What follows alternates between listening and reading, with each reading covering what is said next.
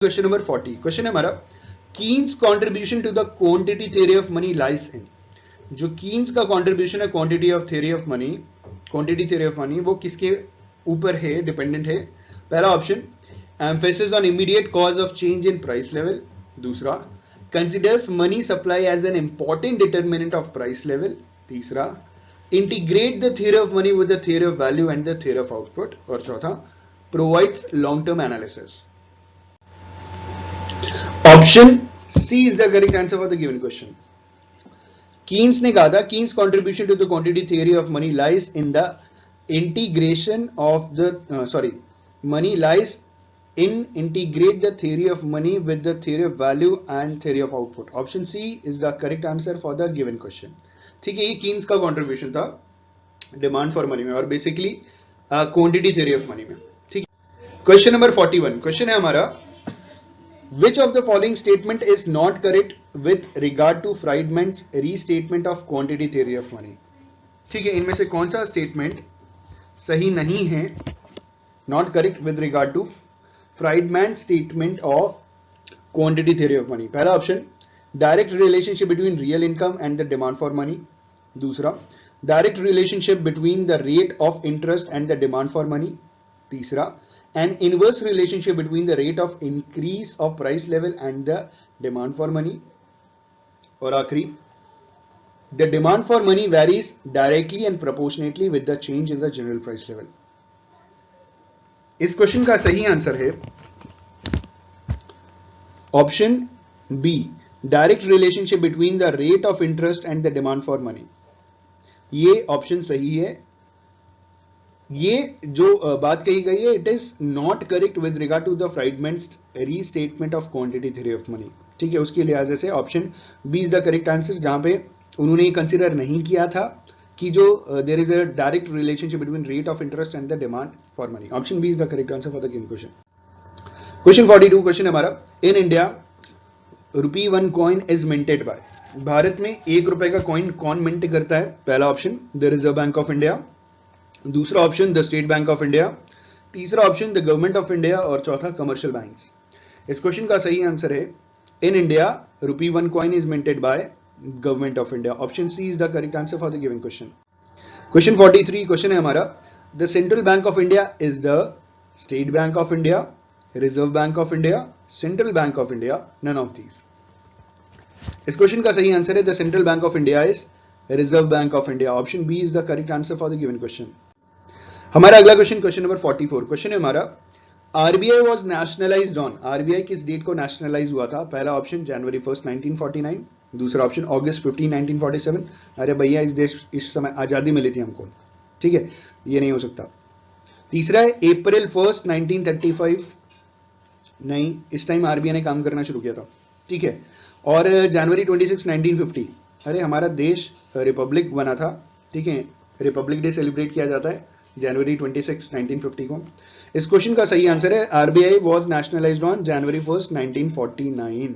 उसके पहले वो नेशनलाइज नहीं था, प्राइवेटली काम कर रहा था, प्राइवेट तरीके से। प्राइवेट तरीके से का मतलब ये था कि देखिए आरबीआई एक्ट पास हुआ था 1934 में और 1 अप्रैल 1935 से उसने काम करना शुरू किया था। लेकिन आरबीआई में फॉरेन का कैपिटल बहुत ज्यादा था, तो 1 जनवरी 1949 को नेशनलाइज करने का मतलब क्या था कि वहां पे जो ज्यादातर शेयर था वो अब किसका हो गया? भारतीय सरकार का।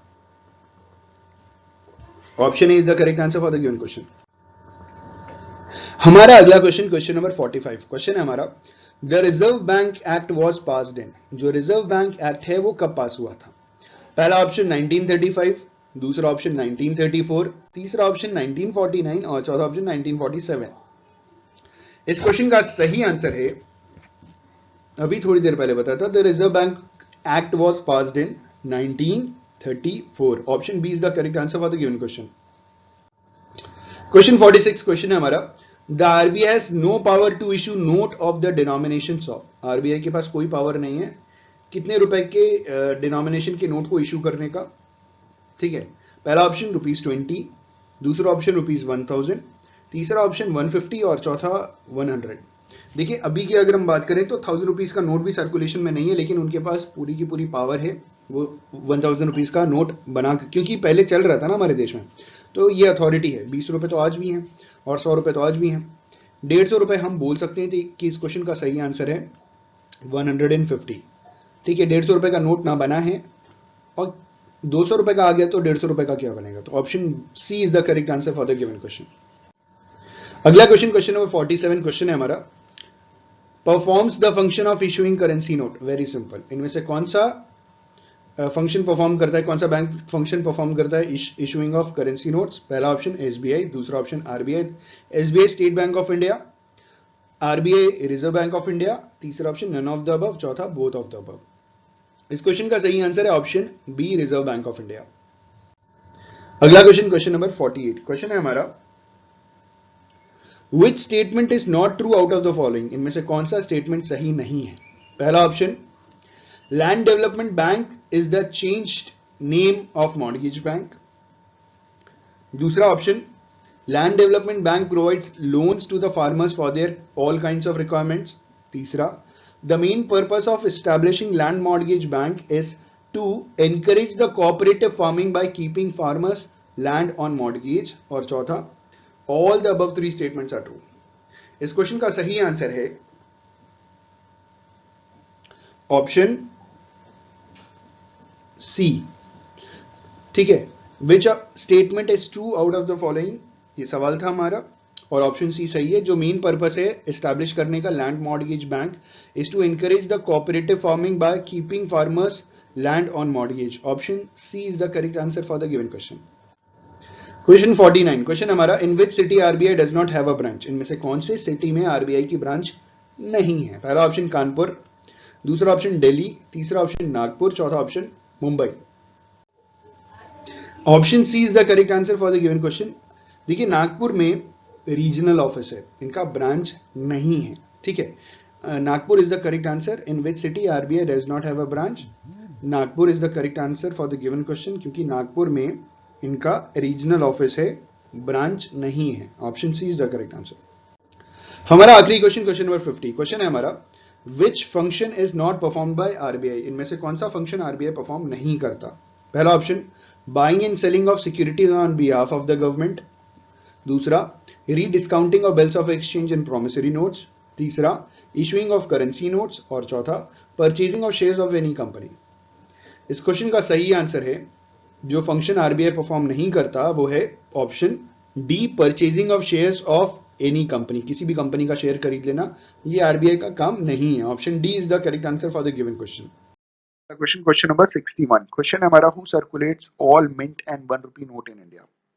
दोस्तों, ऑल मिंट का मतलब होता है सारे के सारे सिक्के, सिक्कों को मिंट किया जाता है, मिंटिंग ऑफ कॉइन्स आपने सुना होगा। ठीक है, मेटल्स को पिघला करके सिक्के का रूप दिया जाता है, तो उसे मिंटिंग कहा जाता है। तो कौन सर्कुलेट करता है सारे के सारे कॉइन्स और 1 रुपए का नोट भारत देश के अंदर? पहला ऑप्शन मिनिस्ट्री ऑफ फाइनेंस, दूसरा option Reserve bank of India, तीसरा option Ministry of External Affairs और चौथा ऑप्शन स्टेट गवर्नमेंट। दोस्तों, इस क्वेश्चन का सही आंसर है option A, ministry of finance. तो मिनिस्ट्री ऑफ फाइनेंस का ये काम है।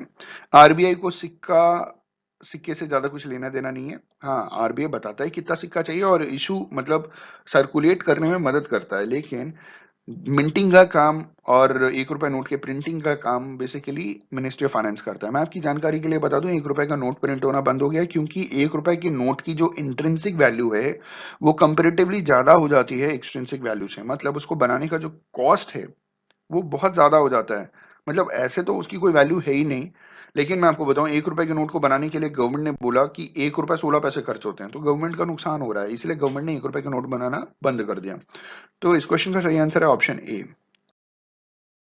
हमारा अगला क्वेश्चन, क्वेश्चन नंबर 62 क्वेश्चन है हमारा, which of the following is the narrow measure of money supply. जी हाँ दोस्तों, सवाल है कि मनी सप्लाई का नैरो मेजर इनमें से किसे हम कंसीडर करते हैं? पहला ऑप्शन M2, दूसरा ऑप्शन M3, तीसरा ऑप्शन M1, चौथा ऑप्शन M4। तो दोस्तों, इस क्वेश्चन का सही आंसर है ऑप्शन, कमेंट करके भी आप बता सकते हैं, एक बार कोशिश तो कीजिए। Option C is the correct answer for the given question. M1 is the narrow measure of money supply, क्योंकि M3 में M1 के साथ साथ भी बहुत सारी चीजें जुड़ जाती है, M2 भी जुड़ जाता है। ठीक है, तो बेसिकली हम ये बोल सकते हैं कि M1 बेसिकली क्या बोल सकते हैं, सही जवाब यही है, M1 is the narrow measure of money supply. Option C is the correct answer. अगला क्वेश्चन, क्वेश्चन नंबर 63 क्वेश्चन है हमारा, when was the minimum reserve system started in India? Bharat के देश के अंदर कब मिनिमम रिजर्व सिस्टम स्टार्ट हुआ? पहला ऑप्शन 1947, दूसरा ऑप्शन 1948, तीसरा ऑप्शन 1951 और चौथा ऑप्शन 1957। दोस्तों इस क्वेश्चन का सही आंसर है, पहले ही जान लेते हैं एमआरएस क्या होता है, मिनिमम रिजर्व सिस्टम। देखिए मिनिमम रिजर्व सिस्टम 200 करोड़ रुपए का होता है जो आरबीआई को अपने पास मेंटेन करना होता है in order to print money and even supply money. तो 200 करोड़ में को भी बाइफरकेट किया है, 115 करोड़ रुपीस का गोल्ड रिजर्व है और 85 करोड़ रुपीस का फॉरेन एक्सचेंज रिजर्व है। तो ये एक मिनिमम रिजर्व अपने पास रखता है आरबीआई, उसके बाद ही वो नोट प्रिंट करता है। तो this is minimum reserve system और इसे अडॉप्ट किया गया option D is the correct answer 1957 में, और इसी बेसिस के ऊपर हमारे देश में करेंसी का प्रिंट होना शुरू हो गया। हमारा अगला क्वेश्चन, क्वेश्चन नंबर 64। क्वेश्चन है हमारा, which is the most liquid major of money supply? इनमें से क्या मनी सप्लाई का मोस्ट लिक्विड मेजर है? देखिए एक ही सवाल है, घुमा घुमा करके पूछ रहे हैं। अब आपको बताना है कि इसमें से क्या सही जवाब है। अगर आपको सही जवाब मालूम है तो कमेंट करके बताइएगा। पहला ऑप्शन M4, दूसरा ऑप्शन M3, तीसरा ऑप्शन M2, चौथा ऑप्शन M1। दोस्तों इस क्वेश्चन का सही आंसर है option D M1। M1 is the most liquid measure of money supply. Option D is the correct answer. हमारा अगला क्वेश्चन, क्वेश्चन नंबर 65। क्वेश्चन है हमारा, high powered money includes? High powered money में क्या क्या चीजें आती हैं? पहला option C plus D D plus OD, दूसरा option C plus R plus OD, तीसरा option C plus R plus T D और चौथा option C plus D D plus T D. तो दोस्तों हाई पावर्ड मनी में आता है option B, C plus R plus OD. Option B is the correct answer for the given question. हमारा अगला question, question number 66। Question है हमारा, Indian monetary system is based on? India का जो monetary system है वो किस स्टैंडर्ड के ऊपर बेस्ड है? पहला ऑप्शन पेपर स्टैंडर्ड, दूसरा ऑप्शन मेटालिक स्टैंडर्ड, तीसरा ऑप्शन गोल्ड स्टैंडर्ड, चौथा ऑप्शन क्रेडिट मनी स्टैंडर्ड। तो दोस्तों इस क्वेश्चन का सही आंसर है option A, paper standard. Indian monetary system is based on paper standard. Option A is the correct answer for the given question. हमारा अगला question, question number 67। Question है हमारा, which of the following is the apex bank of India? इनमें से क्या apex bank of India है? Apex का मतलब होता है सबसे बड़े लेवल का इंस्टीट्यूशन, इसके ऊपर कोई बॉडी नहीं होती, ऑन द टॉप जो सबसे बड़ा होता है, सबसे ऊंचा होता है, ठीक है, सबसे ऊपर होता है, तो उसे हम एपेक्स कहते हैं। तो इनमें से कौन सा इंस्टीट्यूशन एपेक्स बैंक कहलाता है? पहला option RBI, Reserve bank of India, दूसरा option SBI, State bank of India, तीसरा ऑप्शन एसबीपी, पता नहीं क्या है ये, और डी वाला ऑप्शन है PNB, Punjab national bank of India. ठीक है, तो दोस्तों इस क्वेश्चन का सही आंसर तो आप जानते ही हैं, option A is the correct answer for the given question. RBI is the correct answer for the given question. Reserve bank of India is an apex bank of India. Option A is the correct answer. Question, question number 68। Question है हमारा, who has the right of note issue? इनमें से किस organisation के पास right है ताकि वो note को इशू कर सकें? पहला ऑप्शन सेंट्रल बैंक, दूसरा ऑप्शन कमर्शियल बैंक, तीसरा ऑप्शन गवर्नमेंट, चौथा ऑप्शन कोऑपरेटिव बैंक। तो दोस्तों इस क्वेश्चन का सही आंसर है option A, central bank. Central bank मतलब रिजर्व बैंक। देखिए यहाँ पे रिजर्व बैंक नाम नहीं दिया तो हम सेंट्रल बैंक लेकर के चलेंगे, लेकिन अगर आरबीआई नाम दिया होता सेंट्रल बैंक के साथ तो हम आरबीआई लेके चलते। रीजन ये है कि सेंट्रल बैंक ऑफ इंडिया नाम का ऑलरेडी कमर्शियल बैंक है, ठीक है, तो हम क्योंकि वो दिया नहीं है आरबीआई तो हम सेंट्रल बैंक ही कंसिडर करेंगे। Option A is the correct answer. हमारा अगला क्वेश्चन, क्वेश्चन नंबर 69। क्वेश्चन हमारा, which of the following is the function of central bank? इनमें से क्या सेंट्रल बैंक का एक फंक्शन है? पहला ऑप्शन इशू ऑफ नोट्स, दूसरा option banker to the government and banks, तीसरा option supply and control of money और चौथा ऑप्शन ऑल ऑफ दीज। दोस्तों इस क्वेश्चन का सही आंसर है option D, all of these, क्योंकि ये सारे के सारे दिए हुए सेंट्रल बैंक के फंक्शंस हैं। वो नोट भी इशू करते हैं गवर्नमेंट के लिए और बैंक्स के लिए। बैंकर भी मतलब अगर गवर्नमेंट को पैसे की जरूरत पड़ेगी तो भी सेंट्रल बैंक हेल्प करेगा, अन्य बैंक को भी अगर मतलब जो भी कमर्शियल बैंक्स हैं उनको भी अगर पैसे का दरकार पड़ेगा, जरूरत पड़ेगा तो सेंट्रल बैंक हेल्प करेगा, ठीक है, और देश के अंदर मॉनेटरी पॉलिसी बना करके इस मनी की सप्लाई को कंट्रोल करना। तो option D, all of these is the correct answer for the given question. हमारा अगला क्वेश्चन, क्वेश्चन नंबर 7070। क्वेश्चन है हमारा, the ratio of total deposits that a commercial bank has to keep with RBI is called dash. तो जितने भी commercial banks हैं उनके पास जो भी टोटल डिपॉजिट आता है उसका एक रेशियो, एक हिस्सा रेशियो जो वो आरबीआई के पास जमा करते हैं उसे क्या कहते हैं? पहला option SLR, statutory liquidity ratio, दूसरा ऑप्शन डिपॉजिट रेशियो, तीसरा ऑप्शन कैश रिजर्व रेशियो, चौथा ऑप्शन लीगल रिजर्व रेशियो। दोस्तों इस क्वेश्चन का सही आंसर है option C, cash reserve ratio, जिसे हम CRR भी कंसिडर करते हैं। तो option C is the correct answer for the given question. हमारा अगला क्वेश्चन, क्वेश्चन नंबर 71 क्वेश्चन है हमारा, demand deposits include. Demand deposit में क्या क्या चीजें आती हैं? पहला option saving account deposit and fixed deposit, दूसरा option saving account deposit and current account deposit, तीसरा option current account deposit and fixed deposit, और चौथा ऑप्शन है हमारा ऑल टाइप्स ऑफ डिपॉजिट्स।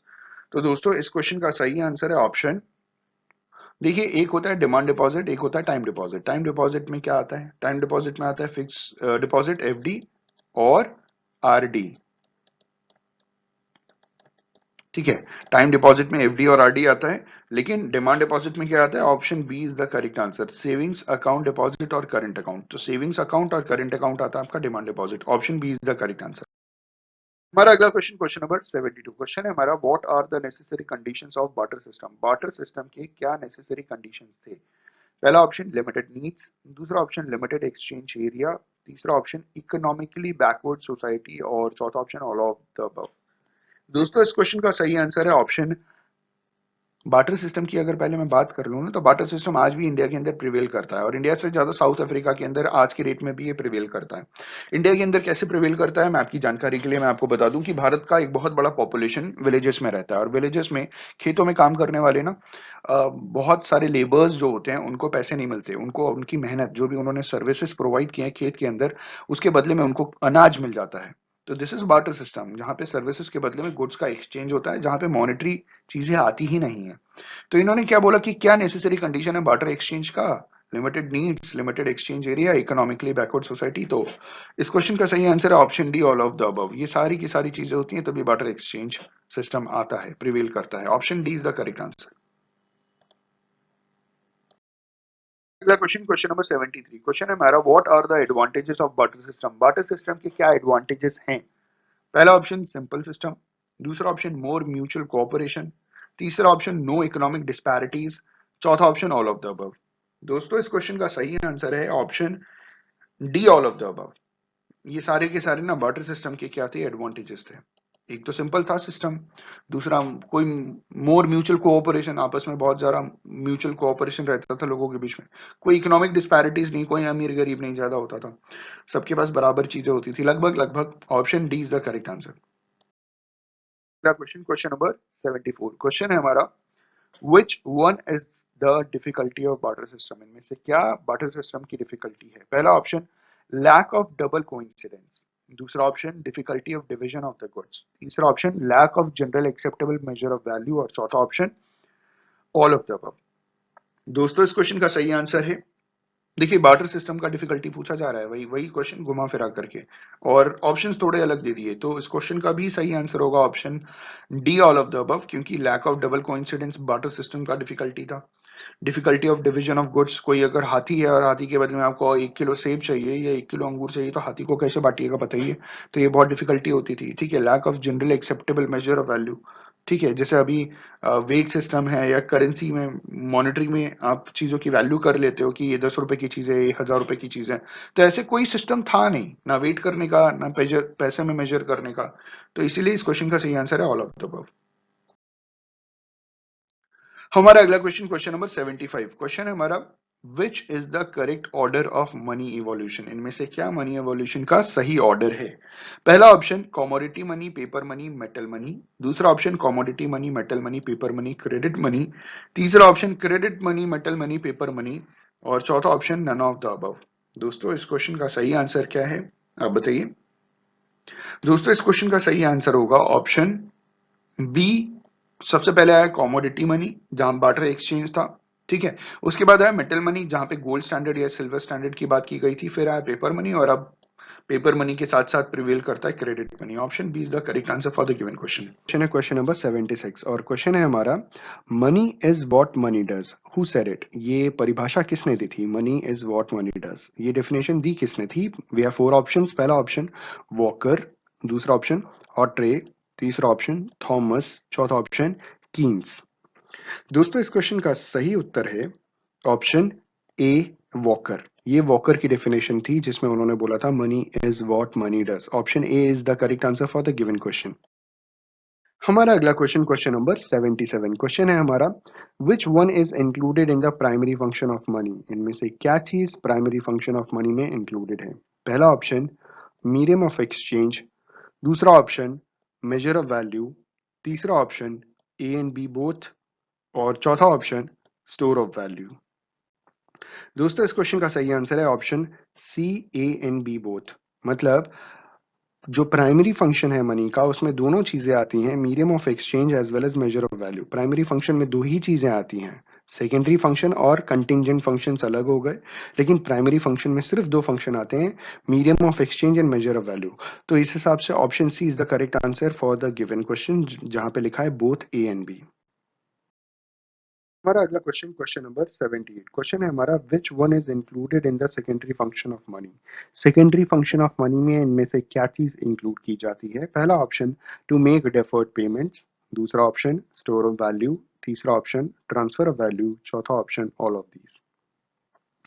दोस्तों इस क्वेश्चन का सही आंसर है option D, all of these. जी हाँ दोस्तों, ये सारे के सारे सेकेंडरी फंक्शंस की कैटेगरी में आते हैं। To make the deferred payment, deferred payments का मतलब होता है futuristic payment. Store of value, money एक ऐसी चीज है जिसे एज अ वैल्यू आप स्टोर करके रख सकते हैं लंबे समय तक, और उसकी वैल्यू समय समय पे बढ़ती भी, कभी कभार बढ़ती है कभी कभार घटती है, डिपेंड करता है आपके देश की इकोनॉमिक कंडीशन के ऊपर। ट्रांसफर ऑफ वैल्यू, जी हाँ, आप उसे ट्रांसफर भी कर सकते हैं।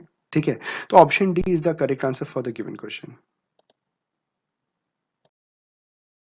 हमारा अगला क्वेश्चन, क्वेश्चन नंबर 79, क्वेश्चन है हमारा, money is a pivot around which the whole economy clusters, who said it? एक परिभाषा, एक डेफिनेशन है जिसमें कहा गया है कि money is a pivot around which whole economy clusters. ये डेफिनेशन दी किसने थी? We have four options. पहला ऑप्शन कीन्स, दूसरा ऑप्शन रॉबर्टसन, तीसरा ऑप्शन प्रोफेसर मार्शल, चौथा ऑप्शन हॉटरे। दोस्तों इस क्वेश्चन का सही आंसर है ऑप्शन सी, प्रोफेसर मार्शल। ये प्रोफेसर मार्शल द्वारा दी गई डेफिनेशन है, जिसमें उन्होंने बोला था money is the pivot around which the whole economy clusters. Option C is the correct answer for the given question. अगला क्वेश्चन, क्वेश्चन नंबर 80, और क्वेश्चन है हमारा, the function of money is, पहला ऑप्शन मीडियम ऑफ एक्सचेंज, दूसरा option major of value, तीसरा option store of value, चौथा option all of these. दोस्तों इस क्वेश्चन का सही आंसर है option D, all of the above. Money के फंक्शन में मीडियम ऑफ एक्सचेंज भी आता है, मेजर ऑफ वैल्यू भी आता है, स्टोर ऑफ वैल्यू भी आता है, तो इस हिसाब से option D, all of the above is the correct answer for the given question.